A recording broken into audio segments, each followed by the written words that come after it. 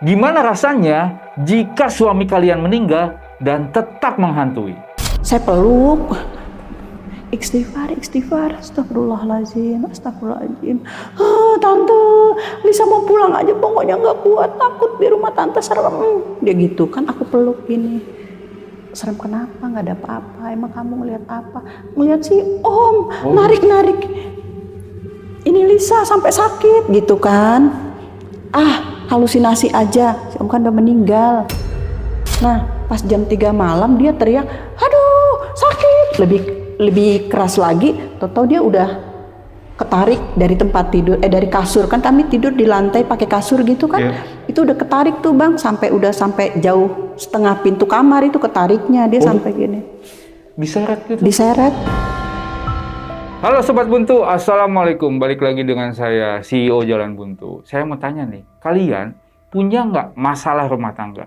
Karena di video kali ini kita sudah kedatangan seorang narasumber yang di video sebelumnya sudah menceritakan pengalaman mistisnya pada saat dia 30 tahun berumah tangga dan disantet selama 25 tahun oleh suaminya sendiri. Dan di video kali ini dia akan melanjutkan cerita gangguan-gangguan yang terjadi setelah suaminya meninggal. Dan langsung aja kita gas kenalan. Assalamualaikum Bu Nina. Waalaikumsalam Bang Dani. Gimana kabar? Alhamdulillah baik. Ini dari mana nih? Habis kegiatan yoga atau dari rumah? Setelah selesai kegiatan yoga terus kesini. Langsung kesini nih? Langsung kesini kan. Gimana kabarnya? Alhamdulillah baik Bang. Baik nih? Baik. Soalnya sehat. Sekarang lebih cerah nih lebih dari cerah, sebelum-sebelumnya. Lebih happy kayaknya. Iya, kan seneng mau kesini.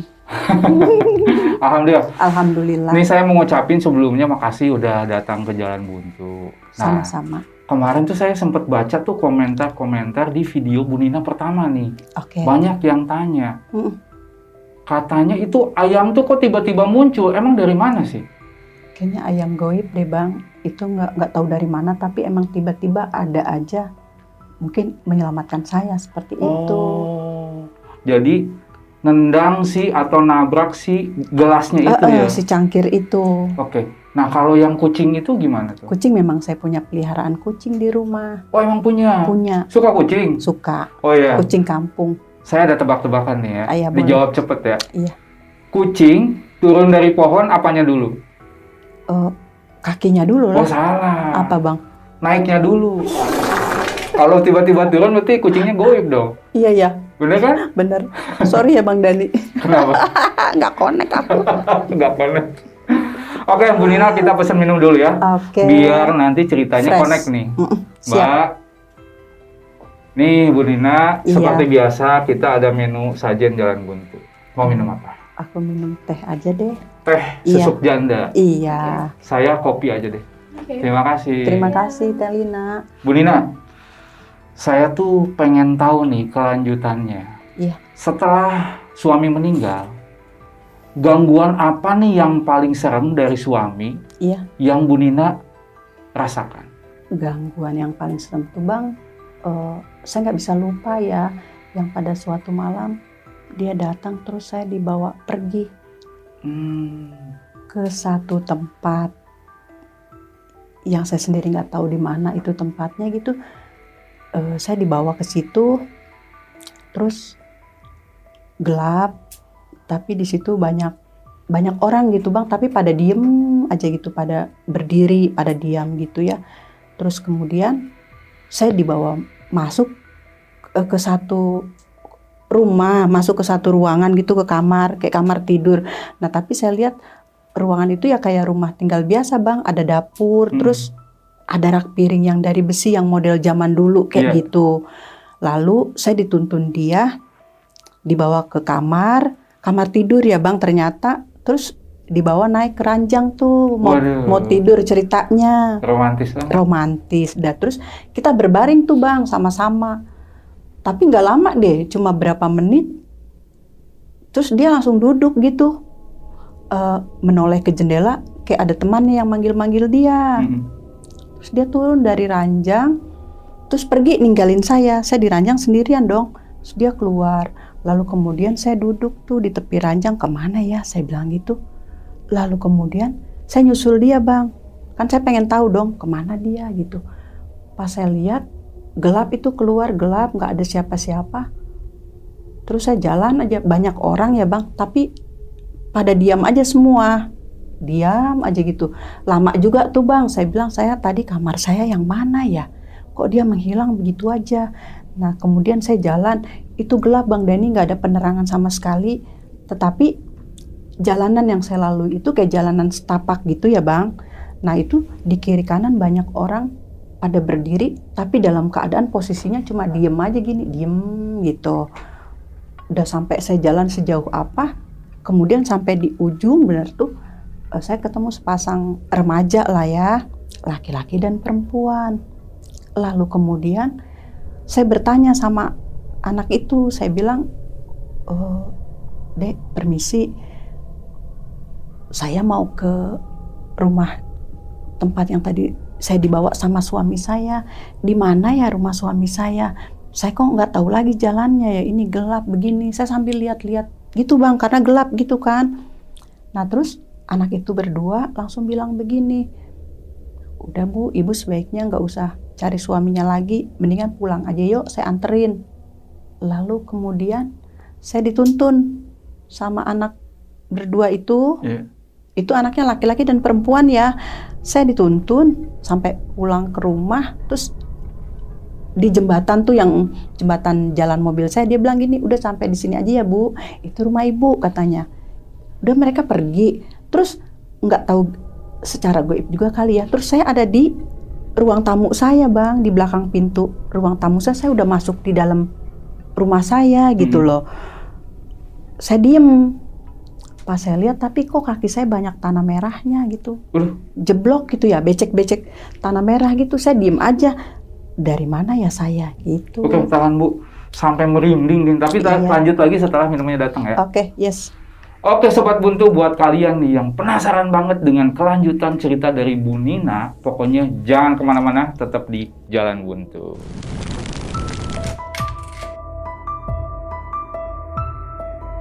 Selamat datang di channel Jalan Buntu yang akan menemani malam kalian.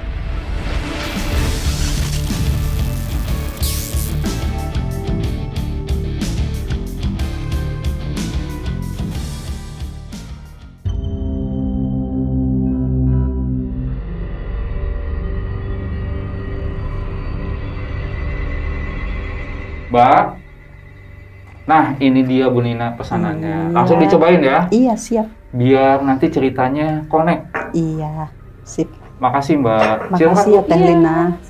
Ya seperti biasa nih, tehnya manis, semanis Mbak Linanya. Asik, amin. Ya Bang Dani, ya minum. Silakan. Semua minum ya.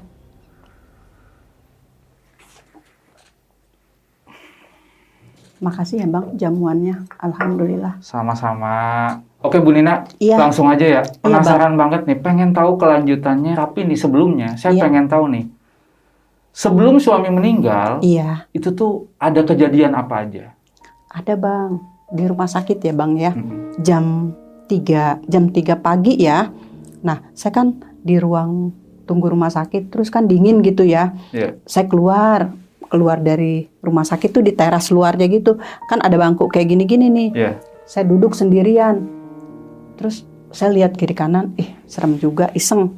Akhirnya saya masuk lagi tuh ke dalam ruang tunggu rumah sakit.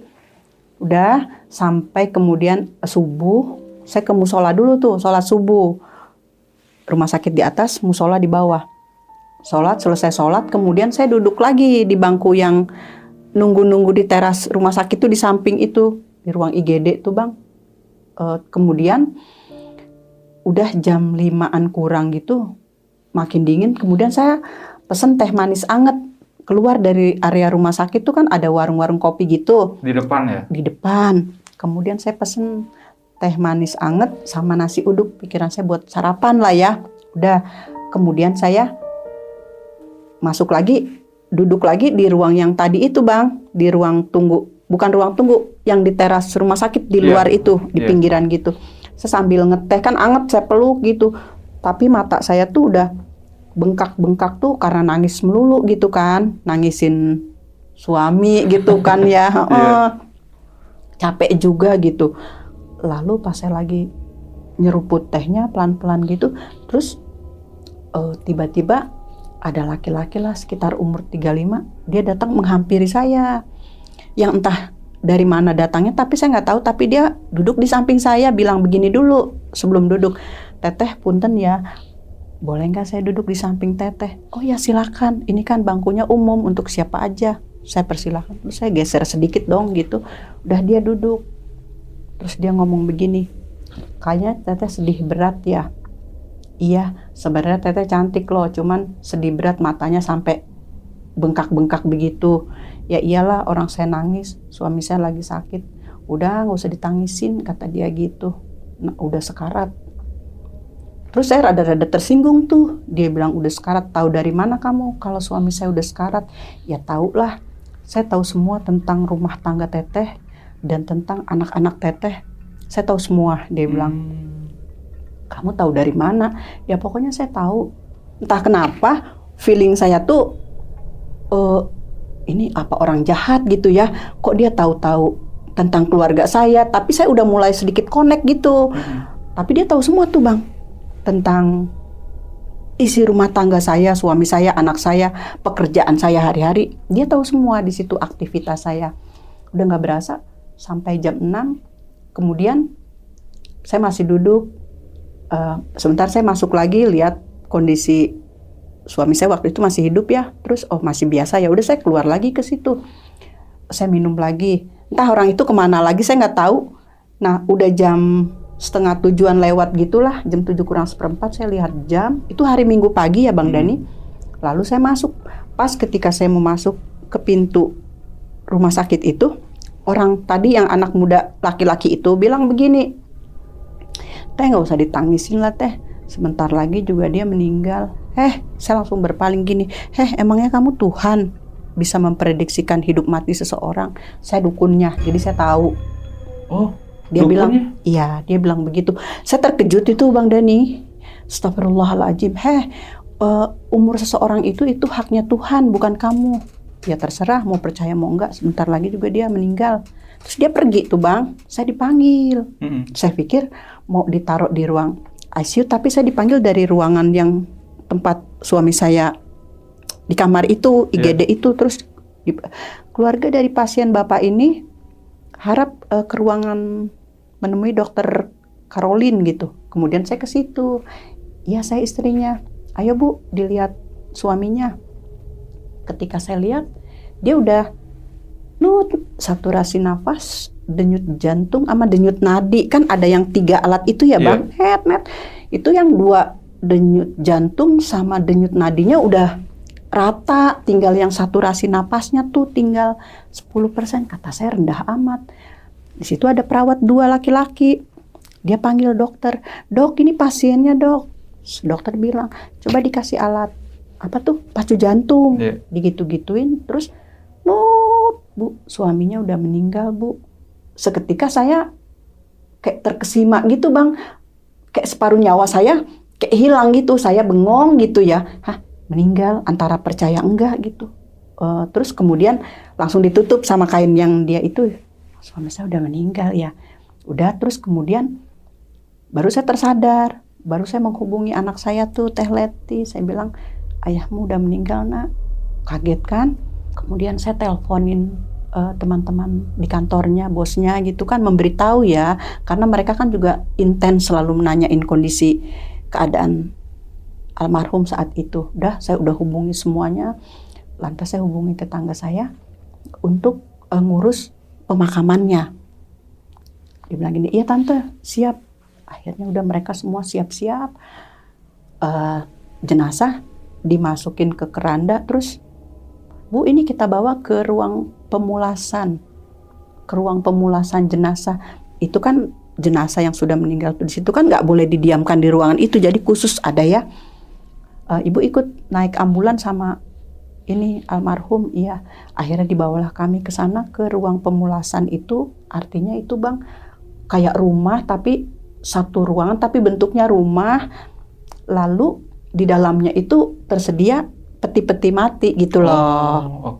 Iya, kan tadinya saya di luar, terus dipanggil sama adminnya itu kan untuk menyerahkan surat bukti kematian dari rumah sakit tersebut gitu kan, duduk di situ nanda tanganin sambil si bapaknya ngambil stempel apa. Saya ngelihat gitu serem banget ya, ruang pemulasan tuh ruang-ruang peti-peti mati kayak gitu Bang. Udah berapa menit lah selesai tanda tangan ini itu, kemudian keluar, terus jenazahnya taruh di sudut sana. Saya duduk nungguin sambil nungguin ambulan, kan saya sewa ambulan dari wilayah tempat tinggal saya ya Bang.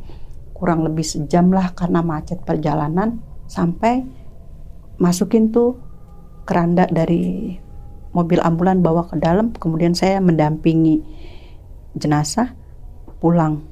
Nah pas sampai di rumah sudah rame Bang, member senam saya udah banyak deh, orang layat, teman-teman kantornya semua, tetangga udah penuh banget.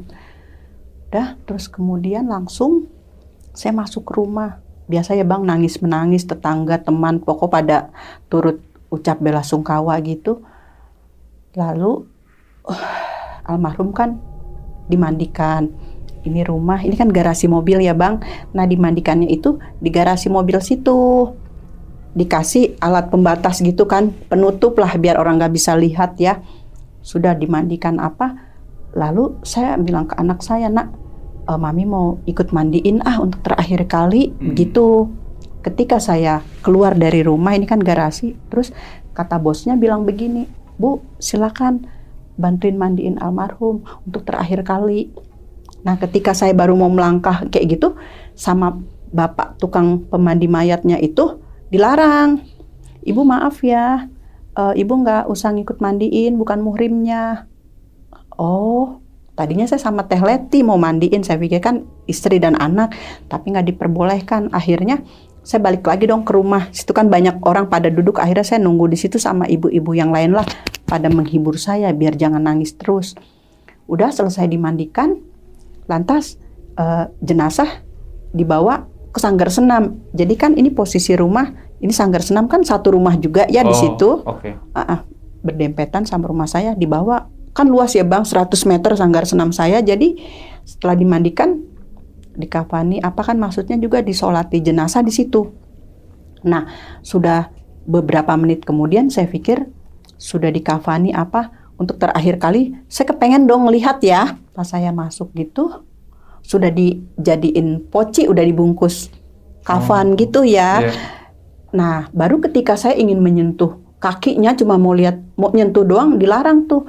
Ibu punten, maaf ya Bu, nggak boleh disentuh, ibu kan bukan muhrim, silakan nunggu aja keluar. Oh gitu ya. Pokoknya kondisi saya saat itu ngambang ya Bang ya.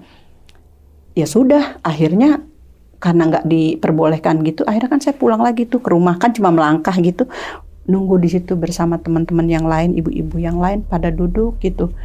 Nah nggak lama kemudian selesai, dimasukin keranda, dibawa ke pemakaman secepat itu deh.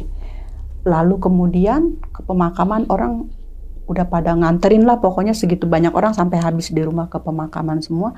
Terus saya sama Teh Leti, udah Mak, aku aja yang nyetir, nanti Mama nggak konsen. Akhirnya kita ke pemakaman, sampai sana cuma lihat berdiri itu udah selesai dimakamkannya Bang. Oh. Jadi saya untuk terakhir kali memandikan nggak lihat wajahnya, ketika di kafani pun saya nggak melihat, dan sampai di pemakaman pun itu udah dikubur gitu. Jadi saya udah ketutup, udah rata semua gitu. Ya sudah, orang udah pada pulang terus mampirlah dulu di pasar sebentar, kita beli kebutuhan, kue-kue lah buat nanti malam.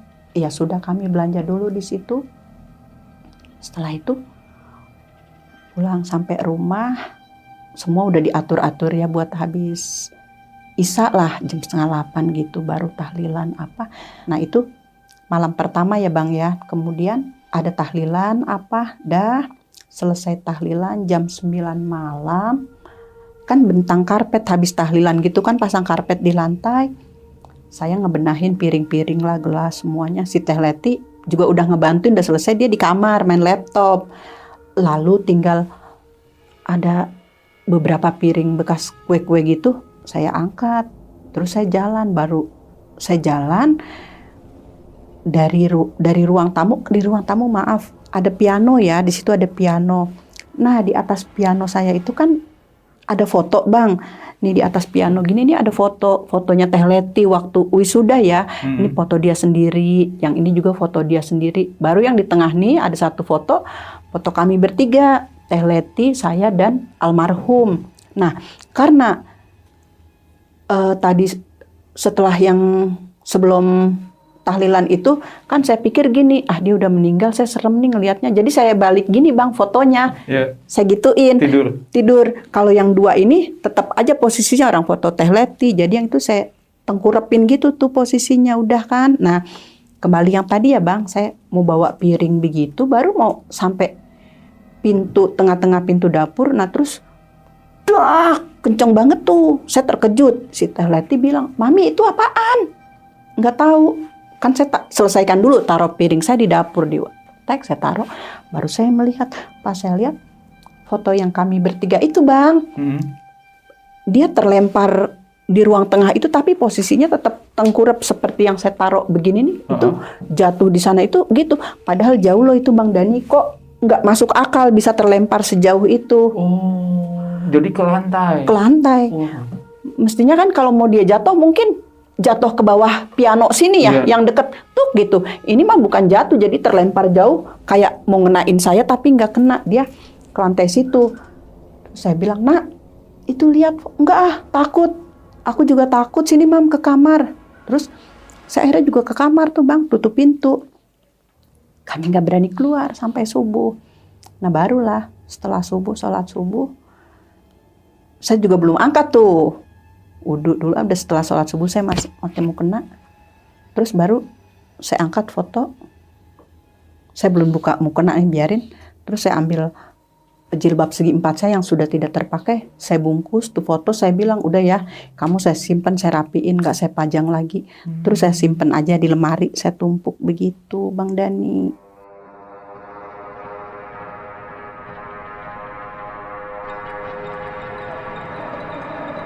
Itu kan pada malam tahlilan pertama, Bang Dani. Kemudian malam tahlilan kedua lancar. Malam tahlilan ketiga pun lancar, masih ada Teh Leti tuh ya. Nah, besok malamnya malam tahlilan yang keempat ya, Bang Dani ya. Teh Leti kan sudah pulang karena dia cuti di kantor cuma 3 hari ya. Nah, totalitas tuh kan saya sendirian di rumah. Ya, di malam keempat itu selesai orang tahlilan jam 9 malam. Kemudian saya rapi-rapi rumah ya, Bang. Bekas tahlilan tadi tuh, berendong petong yang berantakan itu, saya rapikan semua. Sudah pas setengah 10, udah rapi semua. Saya mau sholat isya, Bang, di kamar. Kemudian saya udah wudhu, udah pakai mukena. Saya bilang gini, "Ini ada sejadahnya almarhum, saya pakai biar dia dapat pahala." Kan katanya gitu ya, kalau buat dipakai ibadah. Lalu kemudian itu sejadah almarhum saya bentang tuh, Bang. Tap gitu. Baru saya bentang. Ini sejadah, saya berdiri di samping sejadah, saya lagi ngiket-ngiket tali mukena saya dulu begini. Itu terus sejadahnya ketarik gitu loh, Bang. Kenceng banget gitu. Saya belum mudeng. Kenapa ini ketarik? Saya pikir apa AC gitu, tapi nggak kenceng ya, biasa aja sih AC itu, nggak ada angin. Belum berpikir aneh. Terus kemudian saya pasang lagi. Saya mau sholat isya, terus kemudian belum saya injak itu sejadahnya. Jadi sejadahnya kelipet gitu loh, Bang. Umpamanya nih, ini sejadah nih kan udah saya bentang. Saya masih berdiri di sini, baru saya mau naik ke sini, dia ngelipet gini, ketarik gitu sampai ke ujung. Lagi kelipet lagi? Lagi yang keduanya. Gemeter saya nih kalau ingat itu. Terus kemudian, terus sedikit untuk menghilangkan rasa takut, kan saya sendirian itu di rumah. Malam keempat saya gini, saya berdehem-dehem, terus saya lipat lagi. Setenang mungkin, sejujurnya saya rada-rada takut juga ya, tapi setenang mungkin tuh sejadah saya gulung begini, lalu saya taruh lagi di tempatnya. Ya udah, kalau emang cuma sejadah aja nggak boleh saya pakai, ya udah nih saya taruh lagi. Saya taruh terus saya lempar, pluk. Terus saya ambil sejadah saya tuh. Udah saya sholat isya. Terus saya berdoa. Kayaknya saya baca surat Kulhu kalau nggak salah sampai 500 malam itu ya. Oh. Saya udah baca-baca surat itu sampai 500, terus sholawat Nabi sampai saya pikir udah cukup. Saya tidur. Nah, ketika tidur itu terus aku berasa kayak ada yang megang di sini dulu pelan-pelan Bang, di lengan kanan aku. Terus kemudian kok lama-lama kayak dicengkram tambah kenceng gitu, sakit gitu ya. Terus aku terbangun. Pas aku bangun gak ada siapa-siapa Bang Dani. Tapi aku tetap baca-bacaan gitu, takut ya Bang. Lalu kemudian aku ke belakang tuh, terus minum sebentar, terus wudhu. Terus aku duduk aja deh baca-baca surat-surat pendek sampai menjelang subuh, sholat subuh. Nggak tidur lagi? Nggak, karena takut gangguan-gangguan yang kayak begitu. Baru di pagi harinya aktivitas seperti biasa, terus aku ke pasar beli kue-kue untuk tahlilan ke-7, malam ke-7 ntar malam tuh ya Bang ya. Sudah, aku udah beli semua, udah lengkap. Seperti biasa sehabis Isya adain lagi tuh tahlilan 7 hari tuh ya Bang ya. Udah lebih lengkap tuh paket tahlilannya pokoknya deh. Udah seperti biasa selesai tahlilan pada pulang jam 9 malam. Nah, piring-piring yang bekas kue, bekas segala macam udah aku rapi-rapiin taruh ke belakang.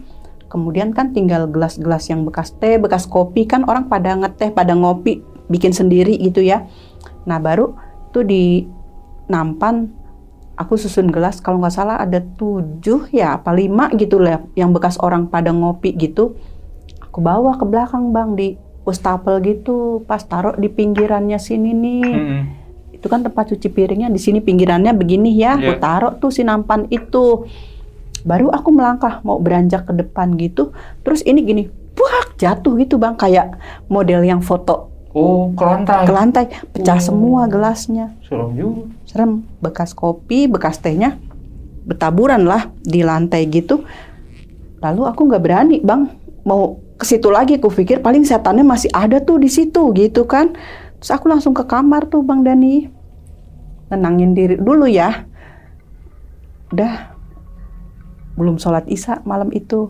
Udah, terus aku nelpon lagi sama anak aku, kata anak aku tenangin dulu Mam, terus baca-baca aja, insya Allah nggak ada apa-apa gitu. Leti perlu ke situ lagi nggak usah nak, kan udah malam.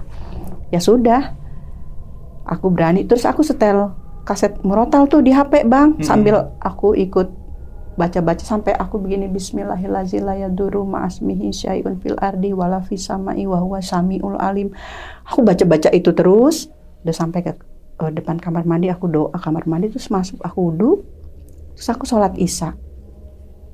Udah alhamdulillah, terus aman sampai aku bisa tidur, tapi nggak terlalu nyenyak lah, cuma 2 jam. Yang pasti aku bisa tertidur. Setelah tahlilan 7 hari ke-7 besoknya itu kan aku nelpon ponakan ya.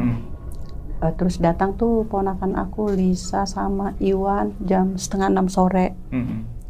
Buat nemenin aku di rumah, nginep kan.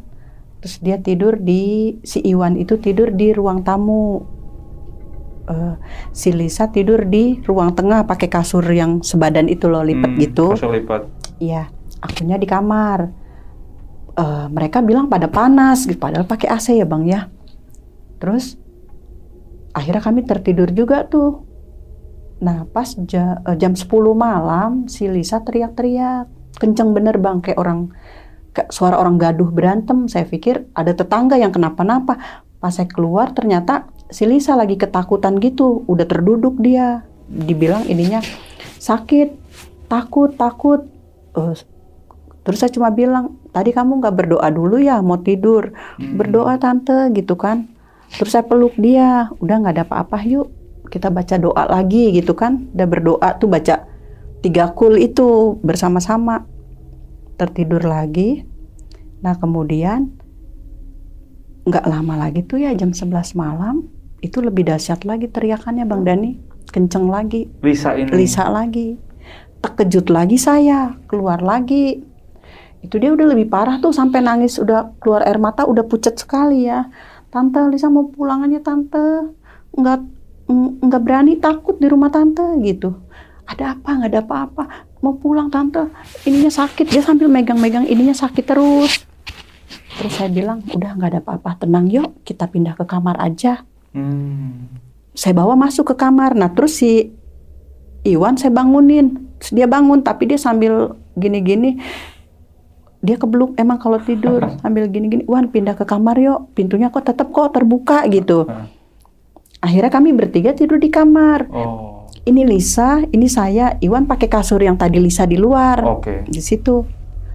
Nah tidur, kemudian teriak lagi bang jam 2 malam. Sekencang, lebih keras dari yang di luar tadi. Lisa ini? Iya. Saya peluk.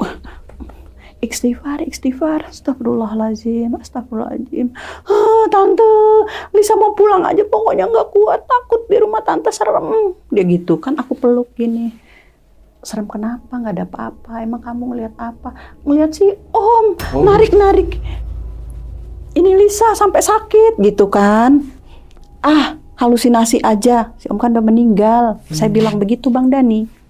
Sudah, tapi dia nangis tuh. Kemudian, udah yuk, biar tenang hati, kita wudhu yuk, kita ngaji. Mau dia. Kemudian kami bertiga wudhu. Terus saya pakai mukena, Lisa juga pakai mukena. Kita baca surat Al-Baqarah. Udah selesai itu, baca Kulhu, Al-Falaq, Anas, ayat kursi 7 kali yuk. Itu kan ngilangin yang serem-serem. Saya bilang begitu. Iya, udah selesai itu baca. Udah tidur, tante ada di samping kamu. Nah udah akhirnya tidur mepet banget tuh gitu. Nah pas jam 3 malam dia teriak, aduh sakit. Lebih keras lagi, tau-tau dia udah ketarik dari tempat tidur, dari kasur. Kan kami tidur di lantai pakai kasur gitu kan. Itu udah ketarik tuh bang, sampai jauh setengah pintu kamar itu ketariknya. Dia sampai gini. Diseret gitu? Diseret. Terus dia sakit, itu nangis sudah berurai air mata. Dia langsung kemasin pakaian, dibilang mau pulang. Padahal baru jam 3 malam. Terus si Iwan gini, teriak-teriak melulu. Orang lagi, dasar anak laki-laki mah nggak ngertiin gitu ya. Ini ketakutan si Lisa. Ada apa sih sambil kucek-kucek. Udahlah dia mah nggak mudeng, antepin aja deh. Akhirnya saya berdua aja, tunggu ya sampai subuh nanti baru pulang ya. Ini baru jam 3, nggak ada mobil, gelap. Tapi takut. Gimana sih Bang Dani? Namanya orang ketakutan yang amat sangat gitu. Siapa yang narik kamu? Si Om gitu terus dia bilangnya. Suami saya almarhum. Lalu kemudian udah saya nenangin dia duduk. Saya tetap tuh baca sampai sholat subuh. Menjelang subuh akhirnya kami sholat subuh. Kayaknya nunggu jam 6 pagi lama banget ya. Akhirnya setengah 6 lewat, dia mau pulang.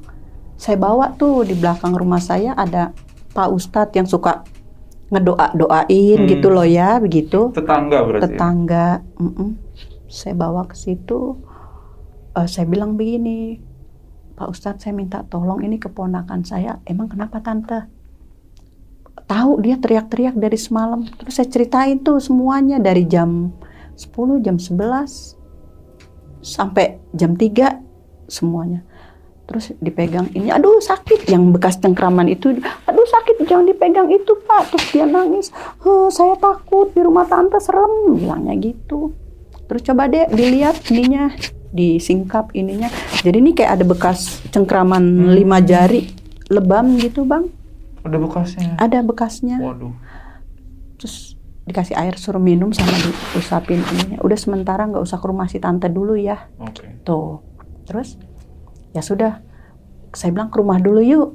Ambil perlengkapan. Enggak, saya nggak mau masuk. Tunggu di luar aja. Dia udah trauma itu di rumah saya. Lalu kemudian saya kemasin pakaian-pakaian dia. Saya bilang terima kasih ya Lis. Udah nemenin tante. Ya tante minta maaf ya untuk malam selanjutnya. Udah nggak mau lagi. Dah. Sejak itu kami jadi putus komunikasi itu. Serius? Sampai sekarang, wallah. Nomor saya dia blok. Seperti itu. Karena takutnya gitu. Jadi takut udah di rumah saya, pokoknya takut orang serem gitu. Sudah tuh Bang. Itu pagi si Lisa sama Iwan sudah pulang. Saya pulang ke rumah, kayaknya hampa bener rumah saya ya Bang ya. Serem. Saya ngeliat masuk rumah saya sendiri, serem amat ya rumah saya dulu kok nggak seperti ini, saya pikir gitu. Lantas kemudian Saya telepon anak saya yang pertama.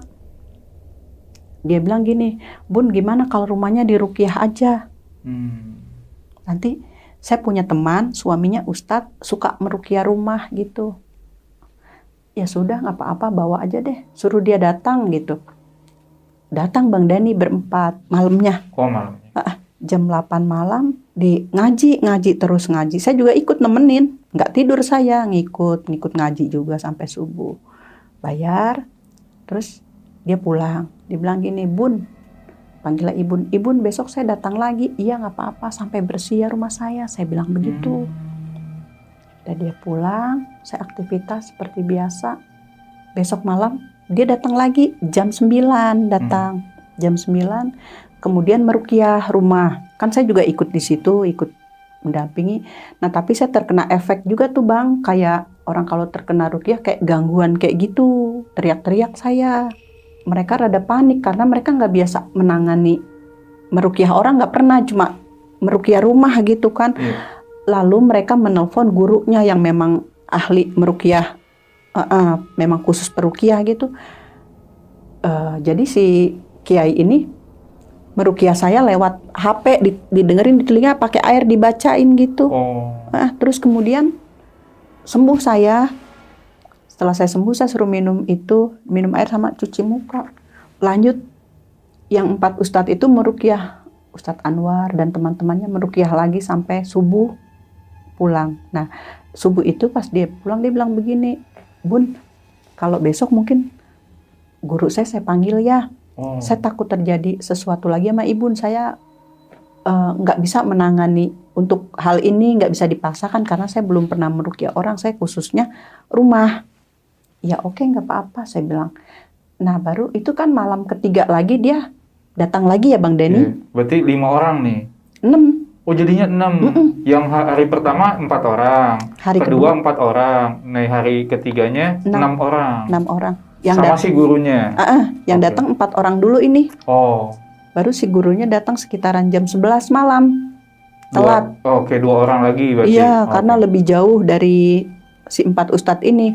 Itu gurunya yang memang peruqyah kita yang terkena hal-hal goib gitu kan.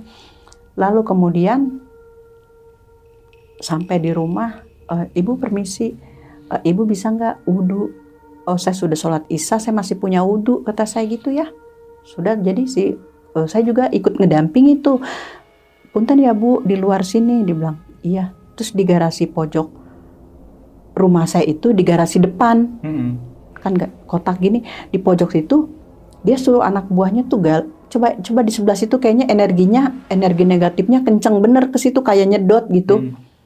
Pas digali, gitu, ya ada kayak botol-botol kecil, isinya kayak sedotan ada 3, pas dibuka kan di dalam sedotan itu ada kertas, ada tulisan Arabnya tapi pakai tinta merah gitu ya, kayak spidol merah. Udah satu itu, tunggu dulu pegang, dibuka lagi di sudut satunya ketemu sama. Terus di depan kiri kanan dibuka lagi sama, jadi ketemu 4 botol dengan isian yang sama itu di garasi itu Bang. Terus kemudian dibakar, habis dibakar dipendem. Si kertasnya itu? Diketok kan, dipecahin. Dibakar di dekat botol yang berempat tadi itu, si sedotan sama si kertas dibakar, udah dikumpulin dulu. Terus dipendem di halaman depan, di tanah tuh, di kebun dipendem biar energi negatifnya masuk ke dalam bumi, dibilang gitu kan. Keserap sama tanah. Sudah, baru kita lanjut meruqyah diri saya. Udah jam 12 malam. Saya bilang, Ustadz, saya batal wudhu. Tadi kentut, saya wudhu lagi. Iya itu harus bilang. Kemudian saya wudhu, baru diruqyah. Kan kalau diruqyah harus bersih, suci. Duduk saya pakai mukena. Kemudian ustadznya pakai sarung tangan hitam ya Bang, dipegang punggung saya, didoain gitu-gitu. Tahap doa pertama padahal Al-Fatihah sama Al-Baqarah yang pendek kayak gitu, aku belum bereaksi tuh Bang. Nah tapi setelah bacain kulhu, 3 kali baca kulhu, terus aku muntah dulu. Udah langsung disediain kantong kresek plastik, tapi nggak muntah, cuma gini dong, gitu Bang. Terus ini aku nyampe sampai sakit. Terus yang ketiganya aku jungkir balik salto Bang, saking sakitnya gitu, buak. Untung aku sering yoga ya, jadi nggak sakit. Loncat aku gini, gitu kan. Baru kemudian dibangunin aku, terus dipegang sini aku. Perut samping. Perut samping kanan, aku udah sakit banget. Ampun, gitu kan. Terus, Pak Ustadz bilang, kamu keluar deh, jangan bersemayam di tubuh ibu ini. Ibu ini baik banget, soleha banget, sabar banget. Kenapa kamu sejahat ini sampai berpuluh tahun bersemayam di tubuh si ibu ini? Terus dia bilang, saya berempat gitu. Kamu gak usah bilang saya tahu, kata Ustadz gitu. Diginiin terus suruh. Ini 2 di sini Bang, yang di kanan aku inget. Padahal cuma digini doang, tapi sakitnya luar biasa ya. Aku sampai gitu.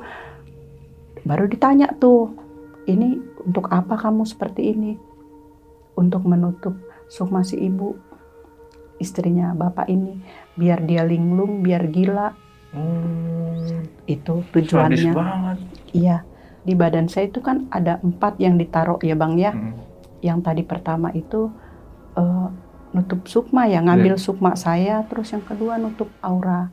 Nah yang ketiga itu mematikan nafsu, mati rasa gitu loh Bang. Nafsu biar gak ada nafsu kepada siapapun. Pokok dibikin mati rasa. Itu ditaruhnya di pinggang belakang tuh Bang, bagian kanan. Oh, itu termasuk matiin nafsu sama suami juga? Iya. Oh.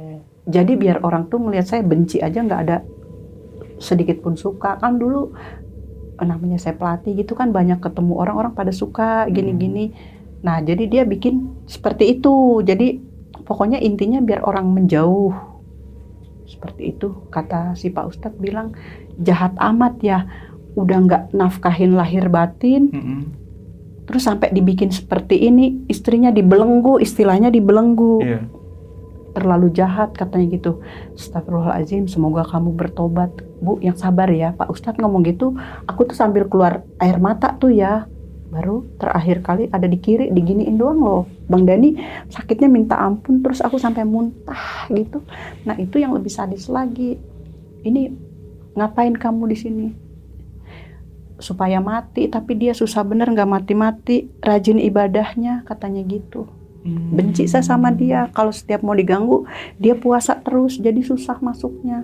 Oh, sampai mau dibikin mati. Mau dibikin mati, dan itu kan banyak kejadian-kejadian ya yang dibikin saya mau mati. Setelah habis diruqyah itu kan Ustadz kan baca-baca doa terus ya, saya masih tuh untuk membersihkan lagi pokoknya gitu. Terus di ruqyah, dibaca-baca doa ruqyah, kemudian saya muntah Bang, dikasih kresek gitu, tapi muntah sekencang-kencang, kayak ada sesuatu yang keluar dari mulut saya tapi nggak ada bentuknya. Ya udah sampai keluar gitu, terus keluarin kata Ustadz. Terus saya sampai kayak gitu, sampai ya Allah, air mata sampai ingus, sampai air mata tuh berurai banyak tuh, sampai suruh keluarin sampai habis selesai. Udah terus kreseknya diikat gitu kan, udah. Terus saya udah langsung plak, lemes, tidurannya. Saya dikasih bantal, kayaknya seluruh tenaga saya hilang gitu Bang, udah nggak bisa kesini kemari, nggak ada tenaga. Kata dia gini, alhamdulillah Bun, udah keluar semua, sehat ya, Ustadz bilang begitu. Kata dia gini, udah nggak usah nangis lagi, udah sembuh.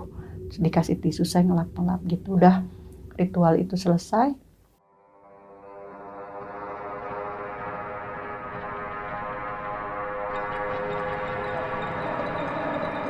Lalu izin ya Bunda, saya beserta teman-teman mau cari-cari yang aneh-aneh nih di rumah Bunda. Kayaknya ada 3 lagi yang belum ketemu.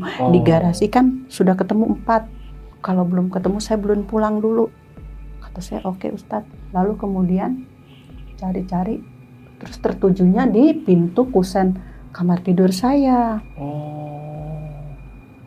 Di dalam ya, itu di pintu kamar ya Bang ya, kamar utama saya kan masih pakai kusen yang itu, tapi saya tutup kayak gitu tuh Bang. Pas ngambil kursi makan, lihat ke atas, ini ketemu Ustadz gitu.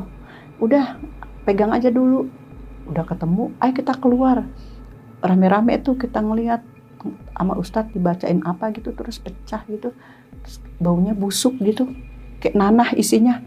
Itu bentuknya apa? Botol juga? Bukan bang, kayak jahe, tapi gede segini kayak jahe. Tahu kan Abang Dani jahe, tapi dia udah hitam sama kisut-kisut katanya gini. Udah lama sekali ini ditaruhnya di sini. Udah banyak apa bang? Kayak yang laba-laba debu kayak gitu diselip-selipan gitu. Saya emang nggak pernah ngebersihin selip-selipan itu.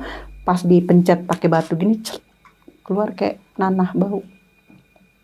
Udah selesai itu, kemudian untuk yang keduanya lagi, izin lagi. Cari, lama tuh bang. Cari sampai jam 2, nggak ketemu. Masuk ke kamar Teh Leti. Di situ banyak buku-buku kuliah, buku pelajaran dia ya. Di situ dibukain. Ketemulah di situ. Ada tuh jimat lagi di dalam buku situ. Dari kain mori putih. Terus ada tulisan-tulisan Arabnya. Dari spidol merah. Ya apalah ditaruh gitu kan berarti niatnya nggak baik ya. Lantas kemudian dibakar, kita keluar bersama-sama menyaksikan, dibakar lagi. Tinggal satu nih, udah jam 2:15, dia bilang gini, ibu punten kalau belum ketemu kami belum pulang, jadi kami harus selesai tugas malam ini. Cari-cari terus Ustadz diam, boleh nggak bu izin ke belakang? Oh silakan Ustadz. Akhirnya kami ke belakang tuh bang, di dapur saya kan terbuka, dapur saya terbuka. Baru di sini ini banyak taman-taman bunga. Enak saya kalau di dapur gini sambil masak tuh taman bunga saya gitu. Banyak sekali ada pohon jambu, pokok taman bunga deh. Lantas Ustadz diem, terus nyuruh anak buahnya, bilang gini bu, pinjem ada linggis nggak? Ada, cangkul juga ada. Saya bilang. Kemudian yang sudut sana tuh, itu kan taman bunga yang sebagian sudah disemen gitu bang. Di atasnya ditaruhin bunga-bunga ya. Boleh ya bu, ini kalau dihancurkan nggak masalah, cuma dihancurin gitu kok. Kemudian dihancurin, tak hancur. Ketemu bang, ada 3 botol kerating deng yang sudah bekarat entah berapa puluh tahun ditaruh di situ. Dibukanya udah nggak bisa karena tuh tutupnya udah berkarat amat sangat. Digetok lagi. Dan isinya sama seperti itu. Lagu lama nih kata Ustadz, beginian melulu. Akhirnya dibawa, tulisannya dibakar, terus itu debu-debu dan si botol yang dibakar tadi semua itu dipendam. Katanya biar energi negatifnya menyerap sama bumi. Selesai sampai jam 5:30 pagi, Ustadz izin pulang. Sehat selalu ya bu, nanti kalau ada apa-apa hubungi saya. Tapi mudah-mudahan jangan hubungi lagi lah, kan ibu udah sehat selalu. Terus pesan saya cuma satu nih, tolong diganti aja nih plafon ruang tamunya. Bilang begitu. Harus Ustadz, harus. Ya itu aja pesan saya. Baik Ustadz, saya bilang. Terus jam 6:45 mereka pulang tuh. Berapa orang ya? 6 orang akhirnya pulang. Jadi diadain ruqyah itu ya jadi selama 3 hari. Jadi malam ketiga itu udah yang paling maha dahsyat, udah ketemu semua. Ternyata jimat-jimat tersebut itu yang naro-naro itu almarhum suami saya. Oh, langsung suami. Langsung yang naruh semuanya. Yang naruh, yang nanem-nanem, yang naruh. Maksud dan tujuannya kan supaya saya nggak betah di rumah itu, mau pergi-pergi terus. Terus dia ingin menguasai rumah saya. Jadi terjawab semua bang, sampai ya Allah ya Robi, banyak sekali bang yang ketemu-ketemu kayak jimat-jimat gitu. Terus setelah Ustadz pulang lagi, Ustadz udah pulang kan, 3 hari kemudian saya iseng-iseng sendiri nih, habis sholat duha, cobalah minta sama Allah petunjuk apalagi yang dipertemukan. Udah selesai sholat duha, itu mah pagi bang, saya sholatnya jam 8:30 pagi, selesai sholat udah jam 9. Kata saya mau ngelap-ngelap di dapur di belakang deh, mau ngelap perabot-perabotan dapur saya gitu. Terus saya dangak aja begini nih ke apa tuh atap di dapur kan pakai apa sih bang, asbes ya, ada tulang-tulangannya gitu kan gitu. Nah itu di situ kata saya apaan ya itu, biru-biru, bukan biru, hitam, kotak-kotak gini ada 3 selip-selip gitu. Saya ambil, astagfirullahaladzim. Saya ambil sebelah sana ada 3. La ilaha illa anta subhanaka inni kuntu minaz zalimin. Saya nggak pernah jahat pada siapapun, tapi kalau emang ini suami saya yang naruh-naruh seperti ini, saya minta Tuhan dikembalikan lagi kepada si pembuatnya, sebab saya nggak pernah berbuat jahat kepada siapapun. Dan saya nggak membuka itu Saya sudah baca tuh Al-Fatihah 1 kali, Kulhu, Al-Falaq, Anas 3 kali, ayat kursi terakhir 7 kali. Lantas saya tiup 7 kali. Saya bungkus, saya pendem di dalam tanah. Udah, itu jadi Bang itu Dan. sisa terakhir. Sisa terakhir tanpa. Tapi nggak ketemu sama si para ustadz tadi? Enggak, itu kan Oh. setelah jeda berapa hari ya. Oke. Begitu. Nah itu saya puasa tuh Bang. Jadi Masya Allah ya, saat itu jadi setelah suami saya meninggal tuh saya jadi rajin puasa. Daud Bang, sehari puasa, sehari enggak, sehari puasa. Satu, untuk benteng diri. Kedua, menenangkan diri saya. Masya Allah, tabarakallah. Jadi yang saya dapat itu ya, alhamdulillah ya. Saya selalu menyikapinya positif. Mungkin ini cara Tuhan menegur saya untuk saya memperbaiki tingkat keimanan saya gitu loh. Jadi makin lebih dekat lagi sama Allah. Kesimpulan yang saya ambil lagi, 25-30 tahun saya berumah tangga, cuma 5 tahun yang diperlakukan sebagai layaknya seorang istri. 25 tahun kan saya udah gak pernah disentuh apapun sama dia. Masya Allah ya, Allah membungkus saya dengan kebaikan semua, gak ternoda apapun, gak selingkuh, gak apa. Masya Allah pokoknya terlindungi sekali. Dan yang saya rasakan sekarang ini ya Bang Dani ya, alhamdulillah, saya ngerasa tenang banget dalam segala-galanya yang gak bisa saya ceritakan. Tapi ketenangan yang luar biasa, nyaman aja gitu Bang. Saya nggak bisa cerita tapi saya tenang aja. Terus satu lagi intuisi jadi kayak makin lebih tajam gitu ya. Misal ada orang mau niatan gak baik, feeling saya kuat banget tuh. Kayaknya orang ini begini ya, lebih baik saya menghindar. Alhamdulillah. Kalau saya gimana? Baik, vibesnya positif semua. Alhamdulillah. Seperti itu Bang Dani. Jadi pengalaman hidup diterpanya dengan cobaan segala macam ya. Jadi gak usah takut. Kita manusia di dunia ini kan cuman untuk jadi pelakon ya. Maksudnya menjalani kehidupan ini. Apapun masalahnya dijalani aja dengan ikhlas, dengan sabar. Terus berakhir dengan keindahan. Ya memang benar indah pada waktunya. Yang penting yang menjalaninya itu ikhlas dan sabar gitu aja.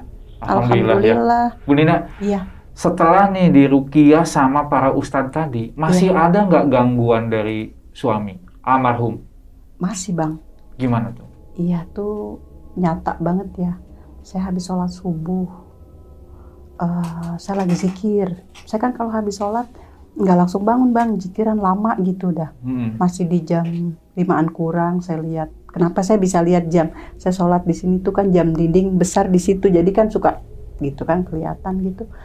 Nah saya lagi udah selesai sholat, saya lagi zikir gini, terus saya lihat almarhum keluar dari kamar tidur dia, ke kursi makan. Oh. Ya Bang, pakai celana pendek sama singlet putih. Kan dia waktu hidupnya begitu tuh kalau di rumah. Singlet sama celana badminton putih. Dia kan sukanya badminton gitu. Terus saya masih belum ngeh. Saya masih gitu, terus saya lihat gini. Itu ada dia. Gitu. Terus saya baca, kan kamu udah meninggal. Kok kamu pulang sih? Tapi dia diem aja di kursi makan Bang, sambil nggak ada ngomong, diem aja pucet gitu. Kan dia udah meninggal ya. Kok dia datang sih? Udah tuh pas saya nengok lagi, udah nggak ada. Udah itu seperti itu Bang. Udah saya tenang dulu lah hati saya gitu ya. Untungnya itu udah pagi kan. Subuh kan berarti udah mau menjelang jam 6 pagi gitu. Saya udah tenang, selesai. Saya rapi-rapiin, mukena apa, aktivitas seperti biasa. Nah di malam itu tadi subuh yang dia datang. Nah malamnya itu ketika mau tidur ya Bang Dani, nyata banget dia datang lagi, pakai itu lagi Bang, pakai celana pendek sama singlet putih. Saya di kamar, terus dituntun sama dia. Terus saya mau Bang, saya dituntun. Kita mau ke hotel ya. Terus gitu doang, nggak jawab ya. Dituntun Bang keluar. Buka pintu saya ngikut. Orang itu ada dia, dibawa pergi jauh gitu. Terus kemudian jalan. Nah masuk, ini hotel kamu? Iya. ini hotel kamu ya, saya bilang begitu. Dia nggak ngomong bang, diem aja cuman nuntun. Ini saya dipegang, masuk. Kemudian pas saya masuk, tanah.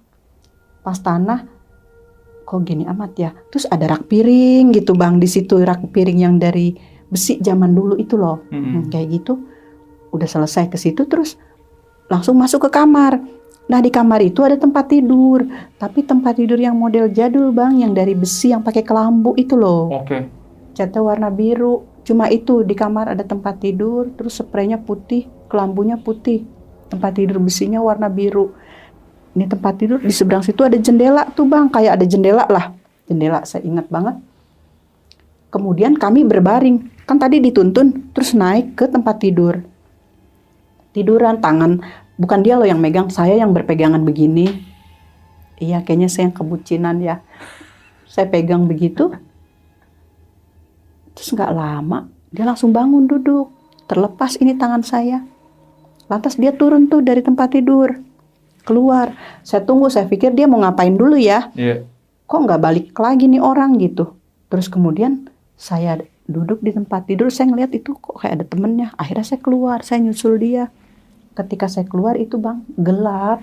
Seluruh jalan itu gelap gulita. Tapi sepanjang jalan itu banyak orang pada berdiri. Cuma berdiri termangu begini. Tatapannya kosong. Gitu aja.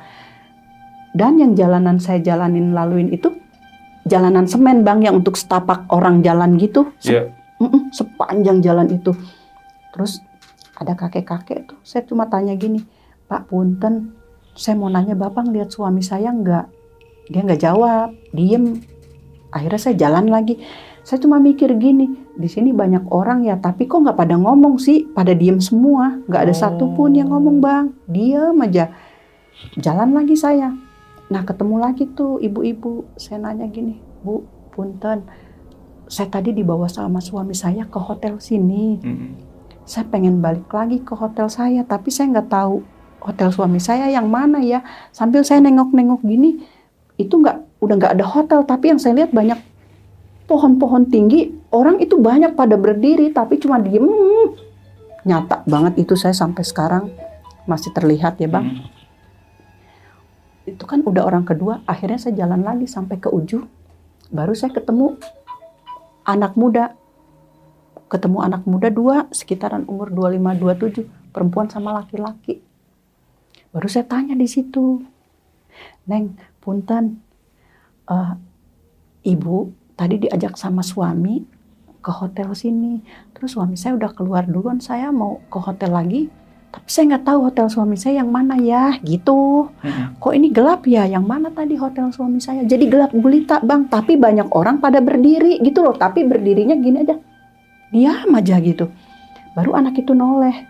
Terus dia langsung tuh, anak itu berdua nuntun saya kiri kanan sambil berucap gini. Dia manggilnya Teteh. Teh, nggak usah nyariin hotel suaminya, kemana suaminya pergi, yuk. Teteh saya antar pulang aja.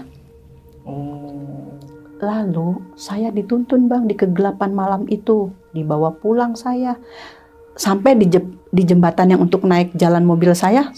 Udah ya bu, ini rumahnya, ibu udah sampai sini. Terus kemudian mereka pergi, menghilang. Terus saya jalan tuh bang, ini sanggar senam saya. Terus saya pulang, masuk gitu. Saya aneh aja ya, padahal saya kan gak bawa kunci pintu. Tapi saya, saat itu saya bisa masuk itu, masuk. Nah, tersadarnya saya, pas sampai di belakang pintu ruang tamu. Saya berdiri bang, tertegun saya, lihat kaki saya kok banyak jeblok, banyak tanah merah gitu. Terus saya gini-gini bang, di lantai saya gini-gini. Terus lantainya banyak tanahnya, berarti kan saya nggak mimpi ya. Saya giniin, tanah merah gitu. Saya bilang tanah merah. Saya diem aja. Tadi saya kemana ya? Saya masih merenung. Udah. Setelah itu saya ke dapur deh, ke kamar mandi, cuci kaki apa, terus mandi bebersih.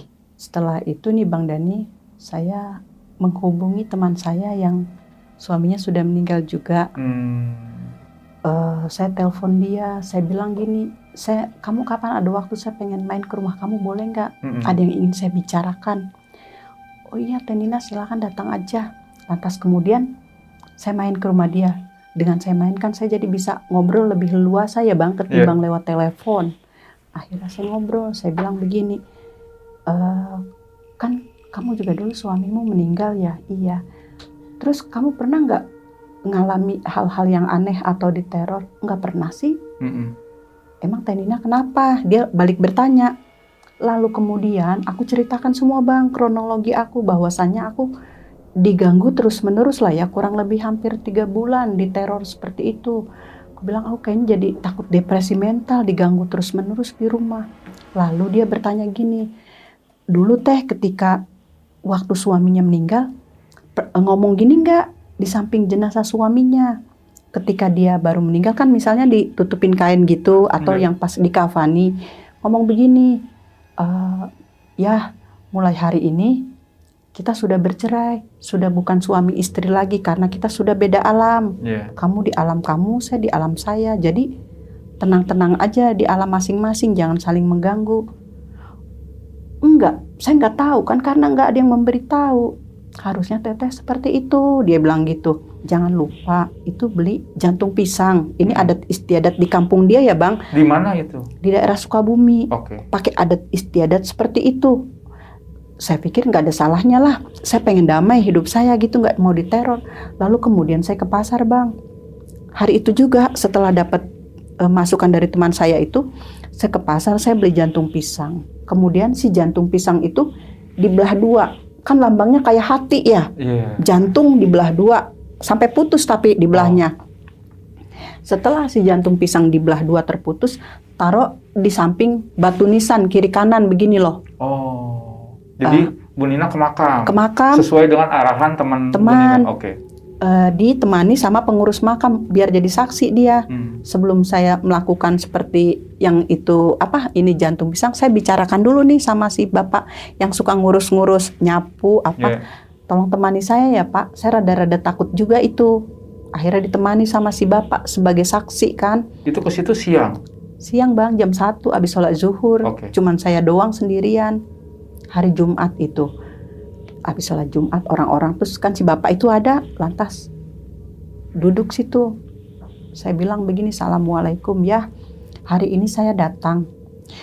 Mulai hari ini saya menceraikan kamu. Kamu sudah bukan suami saya lagi. Kita sudah tidak ada ikatan apapun lagi. Kamu sudah meninggal, saya masih hidup. Kamu di alam kamu, saya di alam saya. Jadi tolong jangan kamu ngeganggu datang ke rumah ataupun lewat mimpi, karena itu sangat mengganggu saya, mental saya. Jadi cukup sampai di sini, hubungan kita putus ya. Kita sudah tidak ada ikatan apapun. Saya sudah menceraikan kamu hari ini. Udah, itu jantung pisang saya taruh. Terus saya kasih air dari batu nisannya, sampai ke ujung kaki. Yang botol Aqua 600 tuh, airnya taruh semua di situ. Terus kemudian saya baca doa, selesai. Terus saya pulang. Kemudian saya telepon Teh Leti. Gimana Mam, ritualnya sudah nak, kita lihat nanti malam Mami diganggu nggak? Begitu. Alhamdulillah wa syukurillah, dari itu sampai sekarang udah aman, udah nggak pernah diganggu lagi.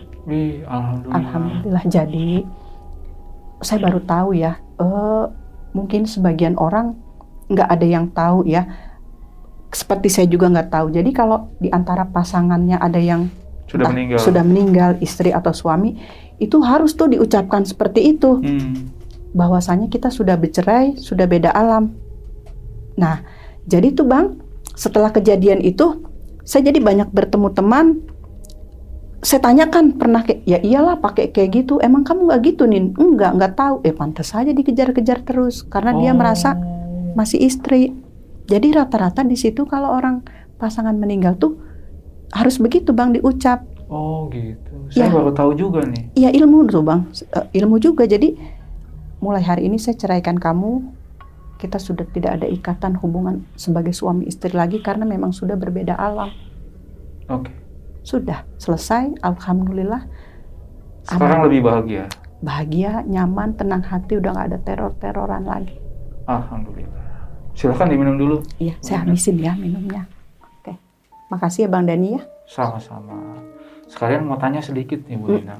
Tadi kan Bu Nina waktu di rumah sakit nih ya, duduk sendiri. Tiba-tiba ada yang duduk di sebelahnya ngaku dukunnya. Iya. Coba diingat baik-baik. sebelumnya pernah nggak Bu Nina ini ketemu sama dukunnya ini? Enggak bang, saya nggak kenal orang itu. Sekalipun belum pernah ke rumah? Belum pernah, saya nggak kenal. Tetapi yang bikin saya aneh, dia tahu cerita tentang rumah dari A sampai Z. Anak saya tinggal di mana, tanggal lahirnya apa, semua dia tahu. Kan itu yang bikin aneh. Nah, mungkin itu kan ceritanya semua dari suami. Dari almarhum ya. Nah, Bu Nina, Ya. tadi kan Bu Nina itu ngebungkus plastik. Jadi yang dimasukin ke bungkus plastik itu jin-jinnya itu? Ustadznya, yang ketika aku... Iya, maksudnya yang dimasukin itu jinnya? Yang dari mulut aku keluar itu. Oh, jadi yang di dalam dikeluarin berupa wujud cairan, dimasukin ke plastik, lalu diikat. Iya, Terus jadi dibuangnya kemana tuh jinnya? dibawa sama Ustadz. Oh, dibawa. Jadi kan kreseknya gini nih bang, biar tahu ya orang meruqyah. Ustadz membacakan doa di punggung pakai sarung tangan. Kalau memang kita ada isian yang aneh-aneh, kita pasti gitu bang. Terus nanti air mata kita sampai keluar sebanyak-banyak sama ingus. Iya. Keluar itu artinya keluar bang. Udah sampai terjungkel-jungkel, udah sama Ustadz di ini. Terus diikat kantong plastiknya itu, jangan sampai terbuka. Oke. Gitu. Bu Nina nih, saya mau pastiin nih, banyak pertanyaan juga di komentar di video sebelumnya nih. Iya. Kenapa nih Bu Nina ini bisa dari 25 tahun disakitin, Iya. tapi bisa sekuat itu ngejalaninnya? Pertama gini Bang Dani, itu kan saya di luar Kesadaran. ya. Oh gini, kok bisa ya sampai sesabar itu? Maksudnya dijahatin mau apa? Kok bertahan aja? Itu kan di luar. Alasannya kenapa? Pengen tahu jelasnya. Karena saya nggak sadar gitu loh Bang. Oh, ini pengaruh pelet atau santet ya? Dua-duanya. Di pelet juga, pengaruh santet. Jadi kan dibikin tunduk apa kata dia, iya aja, nurut aja. Nah kan udah setelah dia meninggal gitu, kan saya udah sadar sesadar-sadarnya. Terus saya bengong cuma gini, kenapa ya saya bisa sampai seperti itu? Terus kok saya sampai sebodoh itu? Terus kenapa saya sampai sejelek-jelek itu gitu? Baru. Oke. Satu pertanyaan lagi nih. Menurut Bu Nina nih, ya. Dari sekian banyak cobaan yang Bu Nina hadapin, bisa sekuat ini, kira-kira apa nih yang menjadikan alasan Bu Nina ini nih kuat secara mental dan pikiran sampai 25 tahun diganggu sama suami? Nomor satu kayaknya ibadah ya Bang. Ibadah. Ibadah, gak pernah lupa tuh sama Allah. Terus kemudian sholat 5 waktu. Terus kedua, rajin puasa Daud ya. Mungkin kalau puasa Daudnya udah kecapean terlalu lama, diganti sunat aja Senin Kemis. Terus sholat duha, terus zikir kayak begitu ya. Baca sholawat Nabi itu Bang sampai 8.000 kali gitu. Oh, oke. Dari jam 7 pagi sampai jam 7 malam sampai jam 2 malam. Habis maghrib, isya lanjut. Itu Bang pembentengan diri saya mungkin di situ. Oke. Sama satu lagi nih terakhir. Tadi sama ponakannya sampai putus silaturahmi sampai dengan saat ini. Iya. Pernah nggak berusaha Bu Nina itu, kan di blok nih nomornya, datang ke rumahnya untuk say hi atau berkunjung gitu? Pernah nggak? Udah pindah dianya. Oh pindah. Tahu pindah kemana? Nggak ada yang tahu orang situ pindahnya kemana. Kayak gitu. Jadi sampai saat ini memang udah nggak ada kontak dan nggak tahu nomornya? Nggak. Kayaknya dia udah ini banget sama saya, pokoknya jangan sampai ke rumah si tante dah, serem banyak hantunya. Oh, tapi kan itu ada yang satu lagi namanya Iwan, gimana tuh? Iwan? Nggak punya kontaknya juga? Nggak ada Bang, udah lost kontak aja semenjak kejadian itu, jadi nomor saya pada di blok gitu. Oh, oke. Mudah-mudahan kedepannya nih, Bu Nina sama keluarganya dan keponakannya bisa silaturahmi kembali dan bisa membaiklah hubungannya. Oke Sobat Buntu nih, satu edukasi dari Bu Nina buat kalian nih, yang merasa punya masalah banyak atau mirip-mirip sama kayak Bu Nina. Satu nih yang bisa menjaga diri kalian yaitu ibadah. Makanya nih jangan pernah tinggalkan ibadah, tingkatkan ibadah kalian dan cuma kalian sendiri yang bisa bertahan atau survive untuk masalah kalian masing-masing. Dan buat kalian nih, kalau ada yang punya pengalaman seperti Bu Nina, silahkan isi komentar. Bu Nina, yes. Aduh, saya mau ngucapin apa ya nih? Pokoknya terima kasih banyak-banyak sudah cerita lagi nih. Sama-sama dari Bang video Dani. pertama sampai video ini nih yang kedua. Ini sudah sangat mengedukasi buat saya sama tim dan Sobat Buntu semua. Sama-sama Bang Dani. Satu, ada nggak yang mau disampaikan buat teman-teman, buat Sobat Buntu sekalian? Boleh ya? Boleh, silahkan. Oke ya teman-teman. Satu ya, untuk pembekalan di diri kita ya, membentengi diri kita dalam hal apapun, jangan pernah tinggalkan sholat. Oke. Satu itu. Terus kemudian kalau bisa puasa Senin Kemis, kalau mampu ya seperti itu. Pokoknya kita ingat selalu sama Tuhan lah, berjalan di jalan yang lurus. Insya Allah Tuhan selalu melindungi kita dari hal-hal apapun itu. Oke. Itu aja Bang Dani ya. Oke, terima kasih Bu Nina. Pokoknya sehat-sehat, salam buat keluarga dan sukses buat aktivitasnya. Amin ya Allah. Terima kasih ya Bang Dani ya. Sama-sama Bu. Oke. Oke Sobat Buntu, jadi itulah pengalaman mistis yang diceritakan oleh Bu Nina. Dan buat kalian nih yang mau ikut cerita di Jalan Buntu, pokoknya langsung aja menghubungi DM-nya Instagram Jalan Buntu. Dan jangan pernah bosan-bosan buat nontonin terus video-videonya Jalan Buntu.